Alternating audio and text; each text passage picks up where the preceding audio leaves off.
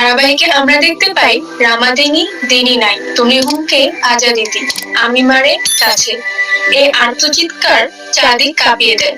আগুনের লেলিহান শিখার সামনে দাঁড়িয়ে থাকা বাচ্চাটাকে বাঁচানোর জন্য রাঙা এক মুহূর্ত দেরি না করে আগুনের দিকে এগিয়ে যেতে থাকে। তার চোখে তখন ভয় নেই, শুধু একজন মানুষকে বাঁচানোর তাগিদ।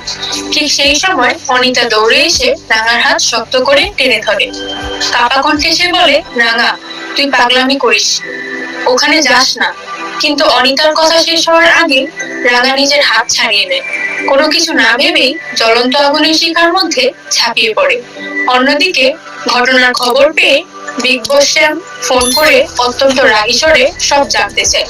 সে স্পষ্ট করে জানিয়ে দেয়, এই আগুনে তার নিজের ব্যবসায়িক ক্ষতি হলো, প্রয়োজনে প্রাণ দিয়ে হলেও সে সবাইকে বাঁচাবে। ওদিকে আগুনের লেলিহান শিখার আলো পড়ছে বসুবাড়িতে। সেখানে একলব্য রাজমাঝে রান্না করে দাঁড়িয়ে কফি বানাচ্ছিল। আগুন আর ধোঁয়ার সেই ভয়ঙ্কর দৃশ্য দেখে তার মনে একে একে ভেসে ওঠে রাঙার সঙ্গে কাটানো সুন্দর মুহূর্তগুলো। একসময় সে ভাবতো রাঙার সঙ্গে তার লাইফস্টাইলের অনেক অমিল, কিন্তু আজ এই মুহূর্তে দাঁড়িয়ে সে বুঝে যায় রাঙা ছাড়া তার জীবন একদম ফাঁকা। অন্যদিকে জঙ্গলের ভেতরে রাঙা প্রচন্ড কষ্টে ঝুমুরের কাছে পৌঁছাতে সক্ষম হয়। আগুনের ধোঁয়া আর আতঙ্কের মাঝেই রাঙা ঝুমুরকে জিজ্ঞেস করে, কে আগুন লাগিয়েছে। তারপর আর সময় নষ্ট না করে সে ঝুমুরকে আগুনের বাইরে গ্রামবাসীদের কাছে পৌঁছে দেয়।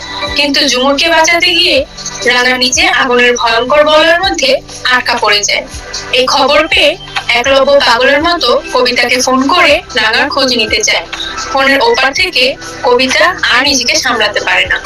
সে ডুকরে কেঁদে ওঠে এবং জানায় রাঙা ঝুমুরকে বাঁচাতে গিয়ে ভয়ঙ্কর বিপদের মধ্যে পড়েছে। এই টানটান পরিস্থিতির মধ্যেই পর্ব শেষের দিকে এগিয়ে যায়।